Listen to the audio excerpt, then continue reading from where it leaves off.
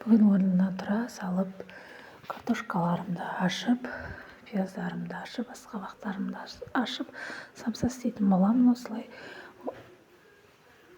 асқабағымызды бәрін қойып турап алып, бұл жолы қамыр ашытпадым. Дайын қамырды алып, самса істейтін боламыз сіздерге. Өйткені мені мына пияз жылатып жатыр. Міне дайын қамырымды алып, дайын қамырым қатып қалған мұз болып, печкаға ертіп кесіп жатырмын. Осылай қатты әлі де. Осылай дайын болған қамырымды жайып түйемін.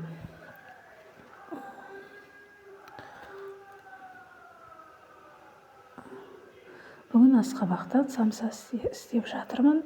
Міне қамырларымды жайып, күндіз үйде обедке шейін ешкім болмайды. Балалар сабақтан келгенше обедкі түскі тамақтарын дайындап отырамын. Осылай печкамен салып қойдым. Мына жағын түйетін боламыз. Асқабақ салмасын салып, асқабағымды салып, комментарийге жазып кетіңіздер. Сіздер де асқабақтан самса істейсіздер ме? Менің балдарым жақсы көреді асқабақтан самса. Өзіме де ұнайды. Міне түйіп қойдым. Енді орама істейтін боламын. Бұны да печкаге пісіріп аламын. Ораманды бір зола қамырым бар еді, ашытылған, соны жайып, орап, оны да сап қоямын печкаге. Мына жақта менің ақ келінім кір жуып жатыр. Осы ақ келінім келгелі маған өте жеңіл болды. Мына жақтан тірлігім істеймін, мына жақтан кірім жуылып дайын болып тұрады. Ақ келін деген кім десеңіздер, мына менің тұрған ақ автоматым, көмекшім менің.